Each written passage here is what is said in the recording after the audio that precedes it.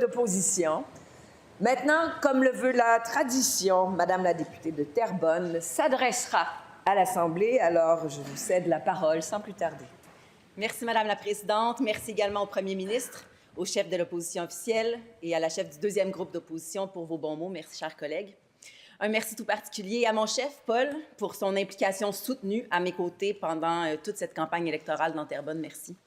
Merci à mes valeureux collègues pour leur soutien indéfectible, mais aussi pour leur accueil chaleureux. Merci d'être là. C'est un honneur et un privilège pour moi de m'adresser à vous en cette Chambre. Ma présence ici est un signe de la vigueur et de l'intégrité de la démocratie québécoise. On est choyé de faire partie d'une démocratie aussi vibrante et dynamique, servie par des citoyens engagés tout au long du processus électoral.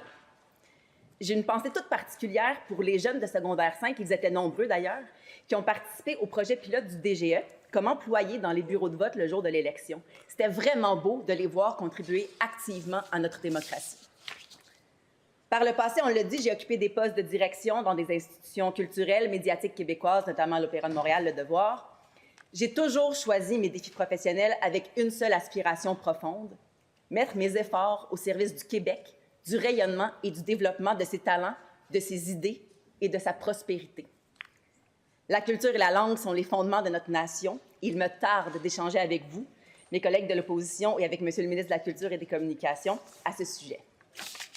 J'ai également mené une organisation dans le domaine de l'innovation et des nouvelles technologies, deux secteurs qui sont d'une importance cruciale pour notre économie, tout particulièrement pour les mois et les années à venir.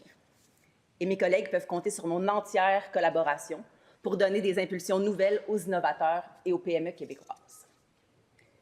Mais aujourd'hui, évidemment, je pense avant tout aux citoyennes, aux citoyens de Terrebonne qui m'ont fait confiance afin de porter leur voix à l'Assemblée nationale. Ces derniers mois, ils m'ont confié leurs espoirs, mais leurs frustrations aussi.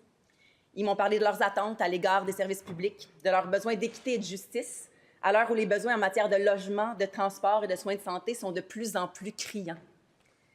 Ils m'ont beaucoup touchée par leur sensibilité envers les difficultés que vivent leurs concitoyens. Ils m'ont parlé d'itinérance, de l'avenir de nos enfants, de notre incapacité à bien accueillir les nouveaux arrivants, leurs voisins, qui sont de plus en plus nombreux.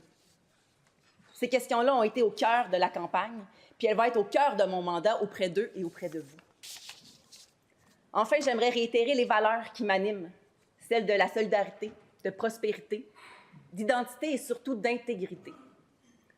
Un des principaux adversaires que j'ai eu à combattre les dernières semaines, c'était le cynisme des citoyens envers la classe politique. Je me donne donc comme mission toute personnelle de tout faire pour contrer ce cynisme, par mes interventions en Chambre, en commission parlementaire et dans toutes les activités politiques auxquelles j'aurai l'honneur de participer. Nous avons tous, ici, en cette Chambre, un devoir d'exemplarité et je ferai tout ce qui est en mon pouvoir pour être à la hauteur des responsabilités qui m'incombent à titre de membre de l'Assemblée nationale du Québec. Je vous remercie toutes et tous pour votre accueil. Merci.